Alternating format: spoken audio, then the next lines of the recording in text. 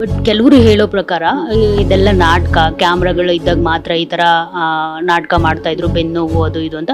ಮತ್ತು ಒಂದಷ್ಟು ವಿಡಿಯೋ ಕೂಡ ರಿಲೀಸ್ ಆಗಿತ್ತು, ನಿಮ್ಮನ್ನ ಎತ್ಕೊಳ್ಳೋದಕ್ಕೆ ಹೋದಾಗ ಅವರು ಬೆನ್ನೋವು ಅಂತ ಮಲಗಿಬಿಡೋದು. ಅವತ್ತು ಆ್ಯಕ್ಚುಲಿ ಏನಾಯಿತು ರಚನಾ, ನೀವೇ ಹೇಳೋದು ಅಂದರೆ ನೀವೇ ಅದನ್ನು ವಿಟ್ನೆಸ್ ಮಾಡಿರೋದು, ನೀವು ಹೇಳಿದ್ರೆ ಒಂದಷ್ಟು ಕ್ಲಾರಿಟಿ ಸಿಗುತ್ತೆ ಅಂತ ಅನ್ಸುತ್ತೆ. ಒಂದು ವ್ಯಕ್ತಿಗೆ ಒಂದು ದಿನ ಎರಡು ದಿನ ಅದನ್ನ ಮಾಡ್ಬೋದು. ನಾನು ಒಬ್ಳೇ ಅಲ್ಲ ಅಲ್ಲಿದ್ದು, ನೂರಾರು ಜನ ಅಂದ್ರೆ ಸೆಟ್ಟಲ್ ಜನ ಇರ್ತಾರೆ, ನೂರಾರು ಜನ ಇರ್ತಾರೆ.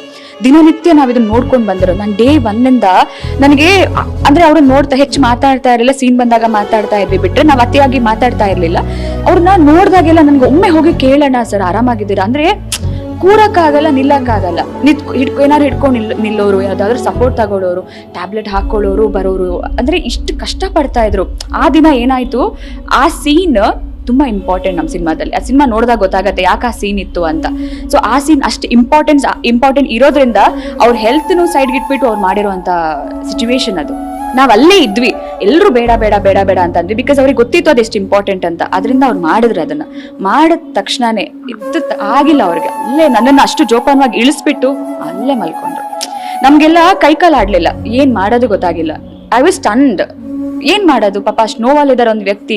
ಆ ನೋವನ್ನ ನಮ್ಗಂತೂ ತಗೊಳಕ್ ಆಗಲ್ಲ, but at least I don't know, ಆ ಮೂಮೆಂಟ್ ಅಲ್ಲಿ ನಾವೆಲ್ಲರೂ entire set was pin drop silence, ಹಂಗಾಗಿ ಹೋಗಿದ್ವಿ. ಮತ್ತೆ ಅವರಾಗಿ ಅಲ್ಲಿಂದಾನೇ ನಿಧಾನಕ್ಕೆ ಎದ್ದು ಆಮೇಲೆ ಕೆರವನ್ ಹೋಗಿ ರೆಸ್ಟ್ ಮಾಡ್ತಾ ಇದ್ರು ಅವರು. ಸೀನ್ ಶೂಟ್ ಆಯ್ತಾ ಹೇಗೆ ಅಂತ, ಮತ್ತೆ ಅವ್ರು ಮಾಡ್ಕೊಟ್ಟೆ ಆಯ್ತು ಮುಗೀತು ಅಂತ ಅಷ್ಟು ಕಷ್ಟಪಟ್ಟಿ ಮಾಡಿ ಬಿದ್ದಿರೋದವ್ರು. ಅದು ನಾನು ಒಂದ್ ಕೈಯಲ್ಲಿ ಇದ್ದೆ, ಅಷ್ಟು ಜೋಪಾನವಾಗಿ ಇಳಿಸಿ